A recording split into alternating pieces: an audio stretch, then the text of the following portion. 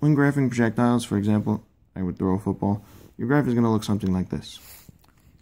Now, the graph would go further, but the thing is, as I go down under, it's going to be negative x's, and as I go more to the left, it would be negative y's. We're going to ignore that. We're only going to look at the top right corner of the graph. The reason is because we only want to deal with positive numbers, because when throwing a football, it's going to go positive feet. It's going to go, let's say, 10 feet high, 20 feet high. Then it's going to fall to the ground. The lowest is going to go to the ground, which is 0. Also, seconds, there's no such thing as a negative second. You can't go back in time. You're only going to go start from 0 seconds, and you're going to go to maybe 8 seconds in this case. So that's why we're only going to deal with the positive values. Now, when reading this graph, it'll look something like this. Going from right to left, that would be the x values, and that would determine how long it took for you to throw the football.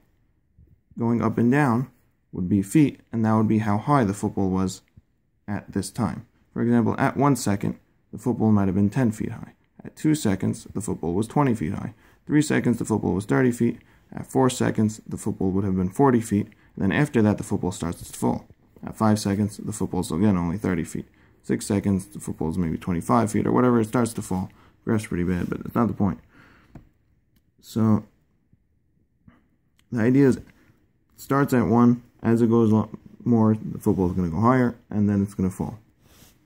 Now, if you notice also on this graph, the football is 30 feet high at 2 points. That's because one's on the way up, one's on the way down. Right, now, understanding this is going to help us understand the question we did today in class. The question is asking like this. A football is thrown into the air. Its height in the air after x seconds is determined by the equation y equals negative 16x squared plus 80x plus 96. Using the graphing calculator to determine, we want to find 3 things. So this is our equation to determine how the football went. What we want to find is when the football will be 160 feet high. Now remember, that could be at 2 points, once on the way up and once on the way down, as long as I'm throwing it more than 160 feet.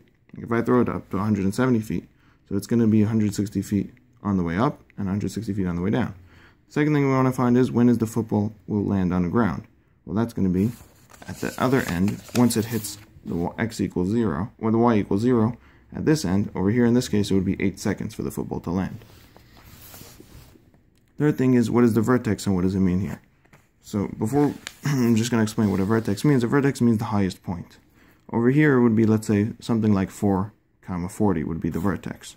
It's x is 4, y is 40. What that means is at 4 seconds, the football was at the highest point, which was 40 feet. So now to find this all in this example, the way to do it is, the first thing we want to do is put the equation into our y equals sign. Go to y equals, turn our calculator on, push y equals, and then we type the equation in. We have negative 16x squared plus 80x plus 96. Alright? Now the first thing you want to look at the graph is going to look pretty weird. Right? Now, so what we got to do is we got to look at, to make it look more normal, is we got to change the window size. The window means which part of the graph are we looking at and how big zoomed in or out it is. So we push window. What we got to change here is, number 1, x minimum and y minimum, that's going to be 0. Because again, like we said, we're dealing with the height of the football and the time. Right? The x value is how much time is passing, and the y value is how high the football is. Again, it's not going to go negative time. We're not going to have negative seconds, and we're not going to have negative feet. So we can have them both at 0. The x maximum, we're going to leave at 10 for now. We'll see if it works. The y maximum, again, that's how high the football is. Well, one of the question is, when will the football be after 160 feet? So, if y is representing the feet, it's going to have to be at least 160. Because we see where our answers are going to get that high. So let's put it a little higher than 160 so we have some extra room. We're going to put it at 200. You could put 250, you could put 180, something like that, as long as it's higher than 160, because that's what we're dealing with. We see what we're dealing with here. We're going to leave the x max at 10 for now, and let's graph it and see how it looks. Alright, we could pretty much see our whole graph. That looks pretty good, so we're going to leave it at this as the y equals. Okay, so now we have a good graph. Now we got it. Now we can answer the questions. Start answering the first question. When is the football 160 feet high? So the way to see that is we're going to do, as our second line, we're going to make that 160. No, 160. All right, and now we're going to graph it. And if you see, this line is 160. So that means whenever our other graph, our graph of the football, hits the line 160, it's 160 feet tall. It's 160 feet high, I'm sorry. Now, if you look at it, it hits it at 2 points. So that means the football on the way up was 160 feet at this point, and on the way down was 160 feet at that point. So now how do we find these points? Is we got to do second, trace, intersect. And we're going to see what the x value is here, because the x value represents the time. So you see this blinking dot? Let's put it next to this intersection on the right. We're going to check the right intersection first. So the right intersection, so we put it here. Now you see this other beeping dot is going to be on the line. The first beeping dot was on the semicircle thing. This beeping dot is going to be on the line. Again, we're going to make it next to the intersection on the right. Now it says guess. We push enter. It's 4, 160. So that is going to be 1 point of intersection. That means the football was 160 feet high when x was 4. Now remember, x is seconds. So that means at 4 seconds, the football was 160 feet high. All right, now, but remember, we got to find the second intersection. We're going to do second trace, intersect to find the second one. So now I'm going to have to move to the left. I'm going to move the bingo to the left. Over here. The other dot's already on the left.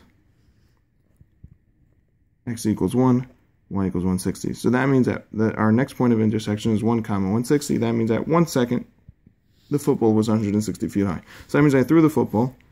After 1 second, it was 160 feet high. Then it went higher. And then at 4 seconds, it started falling. And at 4 seconds, it was again 160 feet high. So the answer to A should be, the answer would look like this. The football is 160 feet at 1 and 4 seconds. For the next part, we want to know when will the football land on the ground. So to find that, well, we should know, since y is feet, we're going to want to make the y 0, because that's what it means to be on the ground, is there's 0 feet. So what we're going to do is we're going to clear this, and we're going to put a 0. So we got our line. Now the y equals 0 line is actually on this x line. Can't see it because it's right on top of the line. However, since it's still there, we could do second, trace, intersect. And we're going to see when this intersects with the y equals 0 line to see what our point of intersection is.